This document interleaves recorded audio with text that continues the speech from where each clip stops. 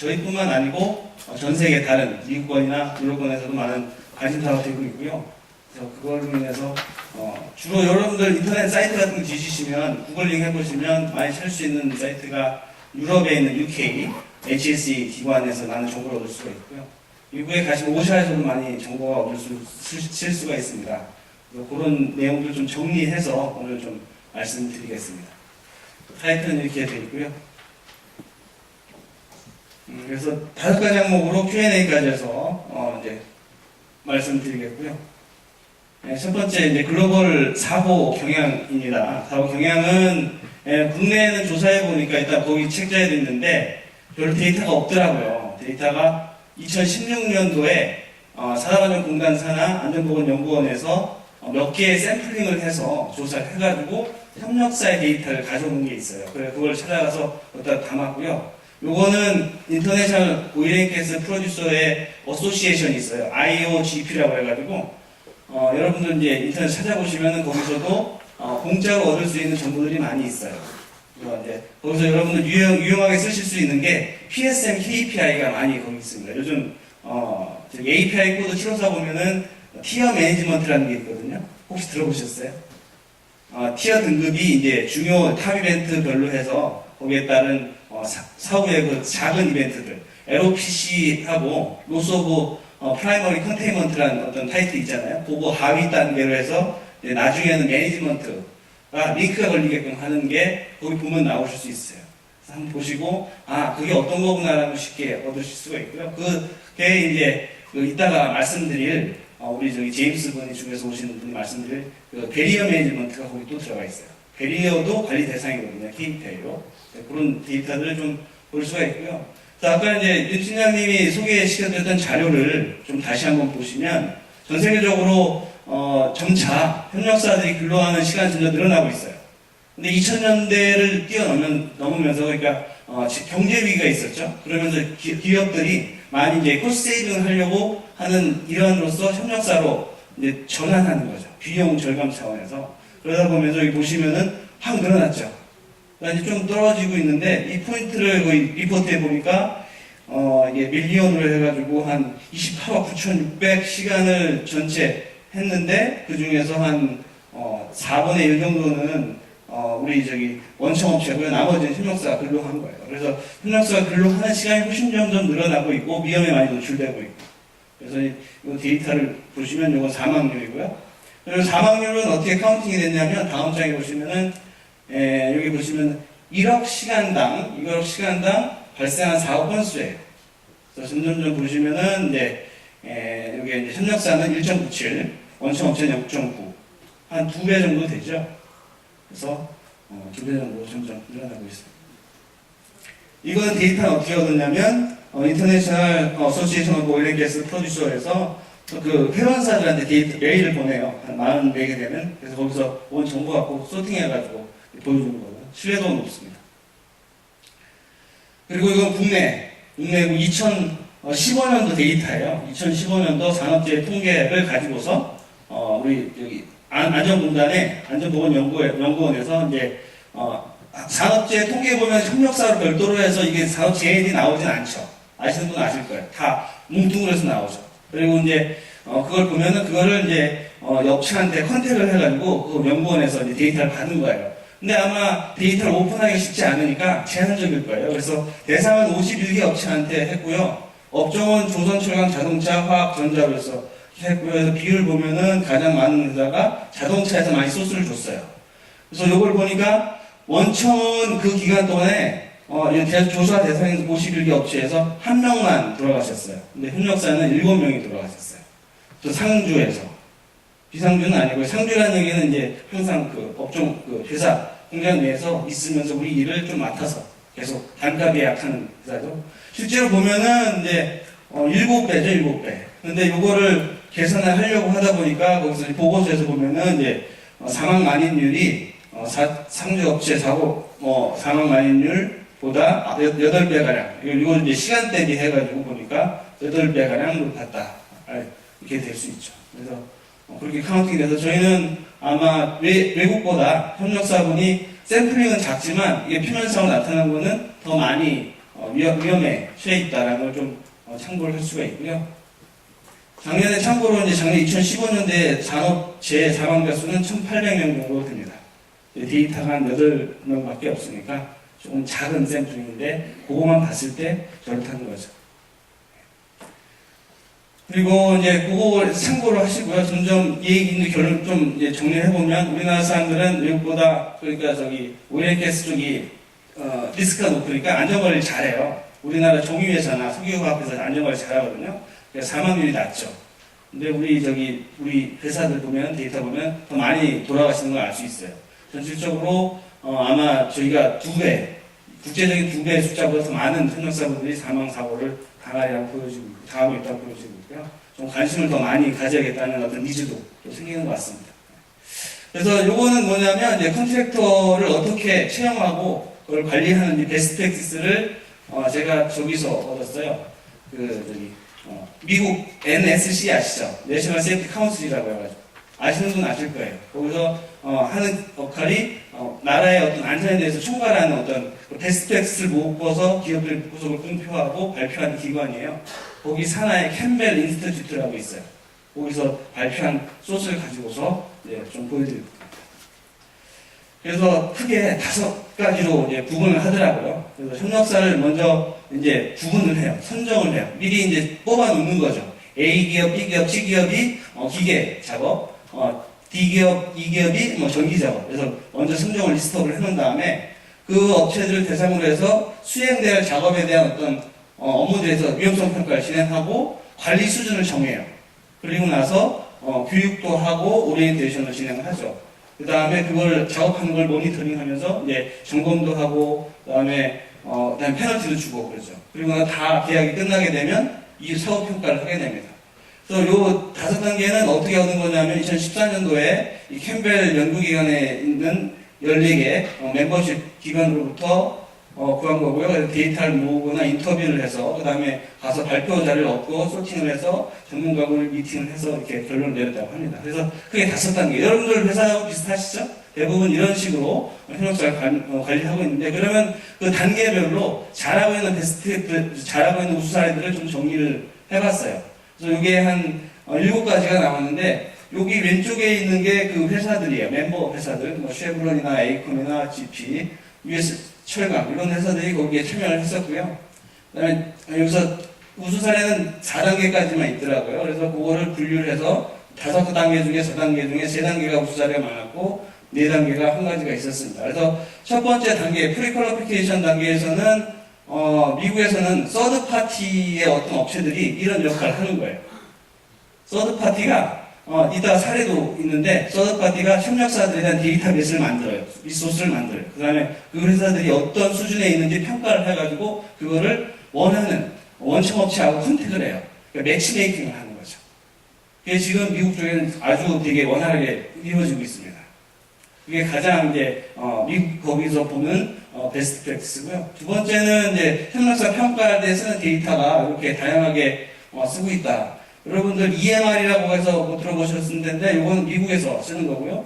Experience Modification Rate라고 해가지고 1이 평균입니다. 1. 그래서 1보다 높으면 직원 보상을 많이 해준 거고요. 1보다 낮으면 관리가 잘 되는 겁니다. 그래서 그런 것을 가지고서 이제 회사를 평가하고 있고요.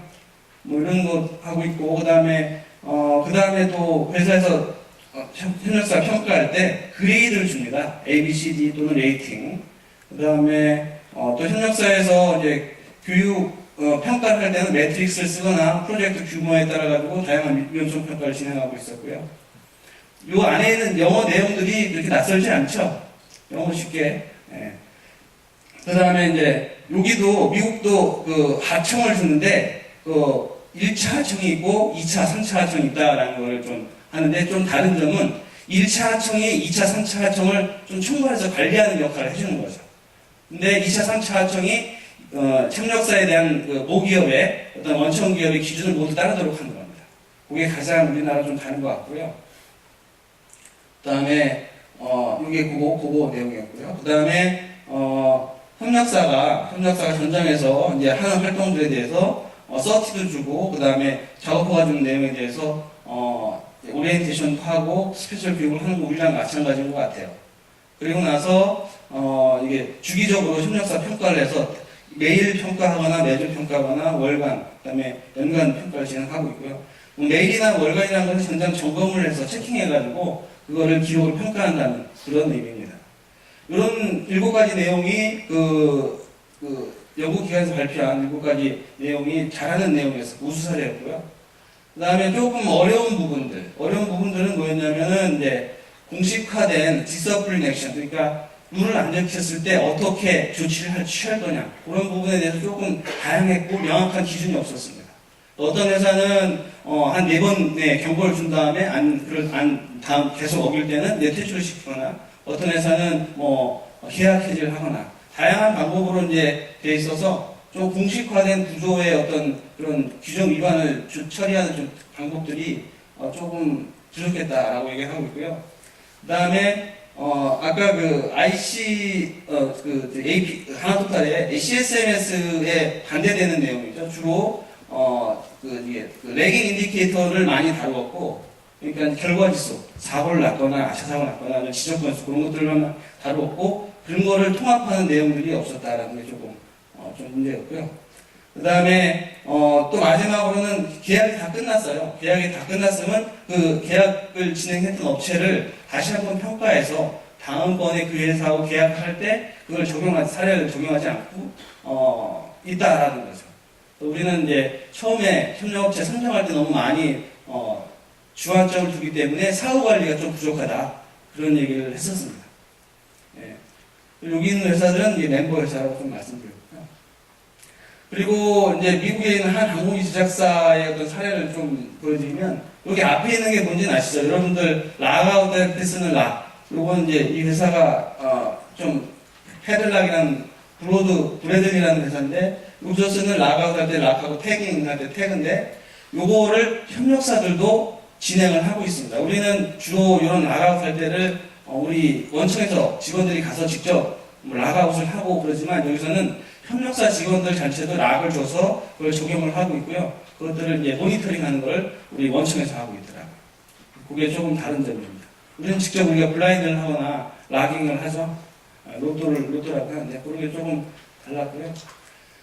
그 다음에 이제 협력사에 대해서 이제 최근에 이제 가장 많이 뜨고 있다고 하는 이제 프리 퀄리파잉 시스템에 대해서 좀 말씀드릴 거고, 저희의 하나토탈의 CSMS의 어떤 모토가 됐던 ICSRS하고, 저희 DMV가 갖고 있는, 유럽 쪽에서 하고 있는 세이프티 체크리스트 컨트랙트라는 SCC 체크리스트를, 이것도 인증 제도예요. 인증 제도고, 협력사의 어떤 채용을 하려면 이 인증을 통과한 협력사만 채용을 하고 있는 유럽의 시스템을 잠깐 한 장을 통해서 말씀드리겠습니다. 네, 그리고 이제 첫 번째 이제 요게 매치메이킹 한다는 회사의 어떤 제도입니다. 방법은 이래요. 첫 번째 이제 현재 갖고 있는 회사들 어떤 기준을 마련을 하죠. 그래서 그 정보를 얻고요. 정보를 얻은 다음에 그 정보를 통해서 그 회사를 기준을 조금 임프루브 해줍니다. 교육도 하고, 그 다음에 그 회사에 서티도 주고, 그래서 서티 받은 직원만 참석을 할 수 있는 어떤 제도를 운영하고요.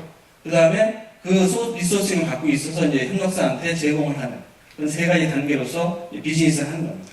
그래서 이제 이 풀을 만드는 거죠. 협력사가 퀄리파이드 된 협력사에 대한 풀을 만들고, 그 자격 요건이 어느 정도 되는지를 그걸 원하는 원청사하고 서로 연결해주는 역할을 하는 게 프리 퀄리파잉 회사의 어떤 3가지 단계에 해당되고요. 그리고 그렇게 하는 방법을 좀 구체적으로 보면, 정보를 게더링하죠. 그런 정보가 맞는지 베러파잉하고, 그거를 이제 커넥트하는 그런 역할을 하는 겁니다. 첫 번째가 이런 회사들이 협력사예요. 이런 회사들이 협력사에 해당되고, 이 협력사로부터 서면화된 정보를 얻어요. 그래서 보면 컴퍼니 네임이나 프로젝트를 수행했던 거, 인력들에 대한 정보를 얻고 나서 그 정보를 확인하는 거죠. 정보를 확인해서 이제 문서들을 체킹하고, 그거를 사용했던 원청사한테 이런 내용들을 받아서 정보를 다시 한번 베러파이하고, 그리고 그 협력사한테 제3자 평가가 진행돼 있으면 그 자료도 같이 갖고 와서 3가지 차원에서 이제 평가를 한 다음에, 그거에 맞춰서 그걸 원하는 회사들하고 등급을 조정해서 이걸 매치메이킹 하는 겁니다. 그리고 짝짓기 해주는 거죠. 원하는 스펙을 주고 거기에 맞는 회사들을 찾아서 보내주고 이게 서로 맞는지 그래서 최종적으로 계약까지 이렇게 하는. 근데 이게 이제 특징이 점차 이제 이걸 운영하는데 조금 비용이 들겠죠. 이 회사가 협력사한테도 좀 피를 좀 받고 이걸 원하는 원청사한테 피를 좀 받는데 그걸 내기가 좀 부담스러운 작은 규모의 협력사들은 여기에서 조금 빠져나갈 거지만 그래도 미국이라는 어떤 제도를 보면 좀 규모가 큰 어떤 회사들이 많기 때문에 그게 가능한 것 같습니다. 그리고 우리나라에서도 이걸 저희가 좀 준비하려고 하고 있어요. 그래서 여러분들이 원하시면 저희가 좀 준비를 해서 매치메이킹 하는 어떤 프로그램을 좀 짜가지고 소개를 한번 다시 하는 시간을 다음번에 가졌으면 좋겠습니다. 구체화된 내용을 가지고서. 그러면 여러분들이 어떤 협력업체를 골라야 될지 고민하는 것을 다른 어떤 에이전시가 와서 해주는 거죠. 여러분들이 그 에이전시에 대한 어떤 신뢰가 쌓이고 그 정보를 확인해보고 그게 괜찮다면 그걸 선택하시면 될 수 있는 방법을 준비해가지고 다시 한번 이런 자리나 다른 기회를 통해서 소개를 시켜드리겠습니다. 그리고 이게 이걸 운영하고 있는 미국 회사가 하고 있는 어떤 인터넷의 어떤 리소스들을 좀 보면은 거기에 각 그레이드 스코어들을 주고 거기에 따른 어떤 질문지들을 의견을 받고 이런 것들이 통계 내용들 이런 것도 준수 사항들을 좀 해서 그 회사별로 점수를 매깁니다. 점수를 매긴 다음에 그 등급이 어느 정도인지 미트하는지를 좀 이렇게 리소스를 거기다 올려놓으면 그거를 원청에서 보고 이 회사가 우리한테 적합하겠다라고 해서 선정을 하는 샘플입니다. 네, 그 다음에 이제 ISRS에 대해서 좀 설명을 드리겠습니다. ISRS는 DMV의 자체 툴이고요. 원래는 1979년도에 원청 기업의 시스템 평가는 도구로서 미국에서 개발됐고, 그걸 저희 DMV가 인수해서 지금 8버전까지 와 있고요. 8버전에서는 이제 하나투자에 처음으로 거기 달성을 했습니다. 그래서 그 중에서 이건 한 40년 동안 시간이 흐르면서 각 국제적인 기준들이 마련되면서 거기에 맞춰가지고 또 우리 고객사들의 니즈에 맞춰서 특화된 부분이 있습니다. 안전이라는 부분, 승업, 요거는 작은 기업들, 요거는 퀄리티 관련된 거, 그 다음에 요거는 협력사 관련된 게, 그게 바로 ICSRS라고 인터내셔널 컨트랙터 세이프티 레이팅 시스템의 약자입니다. 그래서 그게 1990년도에 처음 만들어졌고, 그래서 업그레이드 됐고요. 하나토탈하고 프로젝트 할 때 요거를 모태로 해서, 그 다음에 ISS 8 버전을 모태로 해서 그 전지액을 같이 이제 커스터마이징하는 작업을 했습니다. 그래서 전 세계 1년에 한 200개, 300개의 업체가 ISS 평가를 받고 있습니다. 사이트에서. 그동안 40년 동안 전 세계 안전 성과를 향상시키는데 많은 도움을 줬다고 판단이 되어지고 있고 평가를 받고 있습니다. 그리고 이게 ICSRS의 구조예요. 아까 저기 하나토탈에서 말씀하셨던 내용과 좀 유사한데 하나토탈은 여기 있는 내용을 좀 회사에 맞춰서 좀 변경한 거고요. 리더십이라는 내용, 회사의 안전 조직이나 안전 체계를 얘기하고 있고요. 어세스먼트하는 부분, 그 다음에 쭉 가서 점검, 이런 것들이 하나토탈에서는 좀 리스크 매니지먼트 베이스로 위험 관리 정도로 맞춰졌고요. 이거는 안전보건 활동의 주요한 어떤 분류들을 한 거라고 보실 수가 있어요. 여러분들 안전보건 활동을 보시면 이런 활동들이 많이 있죠. 교육하고 점검하고 평가하고 그런 내용들로 구성이 되어 있고요. 그래서 총 216문항이고 6,000점에 가까운 점수를 총점으로 획득해서 득점한 걸로 해서 나중에 레벨을 선정합니다. 그래서 여기 샘플이 여기 있고 아까 한 권을 좀 다른 분한테 드렸는데 필요하시면 좀 보실 수 있도록 지금 오픈해놓고 있습니다.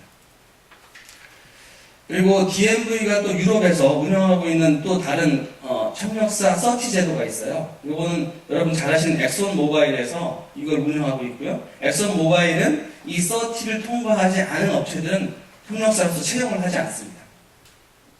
그래서 유럽에서 유럽 DMV에서 이 제도를 운영하고 있고 유럽에 있는 DMV 저희 컨설턴트라든가 평가자들이 협력사에 대해서 평가를 진행한 다음에 충분히 엑손 모바일이 원하는 기준에 맞춰서 업무를 할 수 있다는 걸 이제 서티해주면 그 업체를 엑손 모바일에서 이거를 받아서 이 회사에 대해서 다음 단계로 진행을 하고 있고요. 요거는 독일 같은 경우 1996년부터 이걸 나라의 전체적인 어떤 서티 개념으로 받아들였어요. 어크레디트 서티피케이션이라는 게 공식화된 인증 제도로 받아들였습니다. 우리 ISO나 오샤스 같은 제도로 받아들여서 협력사 관리하는 방법을 쓰고 있습니다. 요거는 체크리스트로 돼 있지만 여러분들 나중에 필요하시면 그 책자에도 있지만 요 사이트 여기 가시면은 거기에 그러한 설명이 또 추가로 돼 있으니까 확인하실 수가 있고요. 그래서 요즘은 협력사들에 대해서 평가를 하거나 판단을 할 때 조금 다른 전문화된 기관에 대한 어떤 기술이나 방법들을 많이 활용을 해서 쓰고 있다.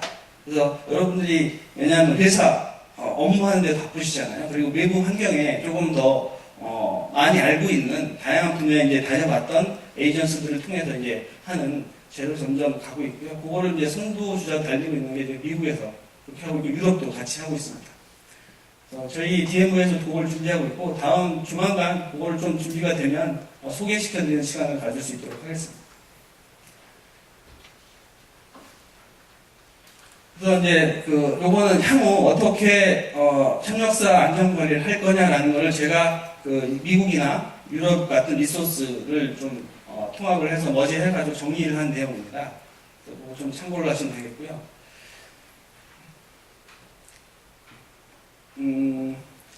보시면은 첫 번째가 컨트랙터의 세이프티 컬처를 많이 이제 확장하려고 노력하고 있습니다. 아까 이제 우리 윤 팀장님께서 말씀하신 것처럼 단순히 현장에서 룰을 안 지켰다고 해서 보호를 안 착용했다고 해서 너 지적됐어. 뭐 오늘 하루 퇴출이야. 이렇게 하는 것보다 좀 확장해서 협력사가 왜 그런 행동을 했는지 파악을 하고 협력사의 어떤 전체 조직이 안전에 지향되어 있는 세이프티 컬처를 갖고 있는 그런 조직이 될 수 있도록 서포트해주고 그런 방향으로 이끌어가는 게 향후 방향으로 많이 잡혀지고 있고요. 그래서 보시면은 아까 아시겠지만 단순히 협력사가 뭘 잘못했다라고 금지시키는 것만 베스트 솔루션은 아니잖아요. 다른 방법을 찾아야 되는 거죠. 계속 그 상태 답보가 돼 있으니까. 그래서 협력사가 더 나은 성과를 낼 수 도와주는 활동이 이런 게 하나가 볼 수가 있고요. 그 다음에 협력사가 이게 디파이닝 안루틴 액티비티라는 게 협력사가 우리가 하는 루틴 작업을 협력사한테 맡기는 게 이게 외주잖아요. 외주 활동이. 근데 협력사한테는 그게 루틴 작업이 아닌 거예요. 그러니까 우리 사업장이 낯설고 그 작업이 처음이니까 거기에 따른 리스크가 발생하는 거죠. 그래서 그로 인해서 사고가 날 수 있고. 그래서 협력사가 새로운 업무를 받거나 그걸 수행했을 때 거기에 대한 대응이 필요하다는 거. 이거는 이제 무슨 얘기인지 아시겠죠? 그래서 루틴 작업이 협력사한테 줘야 될 루틴 작업이 만약에 협력사한테는 언패밀리한 컨디션일 때는 넌 루틴 작업이 된다. 그걸 우리가 감안해서 협력사를 관리해야 된다는 거죠. 우리는 협력사 관리할 때 우리가 하던 작업이니까 우리는 친숙한데 협력사들도 당연히 친숙할 줄 알거든요. 근데 그렇지 않다. 좀 유념해 주시고 거기에 대한 대응 방안이 필요하다는 게 있고요. 그 다음에 이제 협력사를 리퀄리피케이션 하는 거. 협력사의 기간이 끝났어요. 그 다음에 협력사를 다시 한번 우리한테 맞는 협력사한테 평가할 때 거기에 따른 구체적인 가이드라인이 없었다는 거죠. 협력사를 재계약할 때는 새로운 협력사를 생각을 하는 거예요. 기존에 있는 데이터를 활용을 안 하고 새로운 협력사를 생각을 하고 새 조건을 거기다 들이대서 속된 말로 맨 땅에 헤딩하는 평가를 다시 한번 하는 과정이 있었던 거죠. 그래서 미국도 이런 거에 좀 어려움이 있었기 때문에 요거에 대해서 좀 활용을 하자라는 얘기가 나왔었고요. 그런 것도 여러분들 운영하신 협력사 관리하시면서 협력사 평가할 때 기존에 우리가 협력사를 알고 있던 어떤 테스트 결과를 통일화된 결과를 가지고서 새로 선정할 때 활용했었나 한번 고민해 보시는 게 필요할 것 같습니다. 그 다음에 이제 지금은 그 협력사 평가할 때 그 S에만 포커스를 두고 있죠. S에만. 협력사의 헬스나 협력사가 환경을 오염시키는 E에는 관심이 크게 아직 없습니다. 그래서 EHS의 통합된 개념으로서 협력사 평가할 때 고려를 해야 된다라는 게 네 번째 개념이고요. 마지막에는 이제 클라이언트하고 협력사의 어떤 그 컬처의 얼라이먼트가 돼야 되는 겁니다. 그거를 얘기하더라고요. 우리는 이제 회사의 조직에서 보면은 탑 매니지먼트들은 우리 직원들이 어떤 방향으로 관여를 수행했으면 좋겠다는 문화를 설정해 주죠. 근데 바텀에 있는 우리 직원들은 약간 동떨어져 있죠. 현실은 그게 아니니까. 현실은 당장 나와서 보호를 써야 되고 당장 더운데 보호를 착용해야 되는 어려움이 있기 때문에 그게 약간 갭이 발생하죠. 협력사도 마찬가지입니다. 우리가 사무실에서 작업 업무할 때 하고 협력사가 단단하게 더운 날 보호를 끼고 밀폐공간 들어갈 때하고 조건이 틀리거든요. 그걸 고려한 안전 문화를 만들어야 될 것 같아요.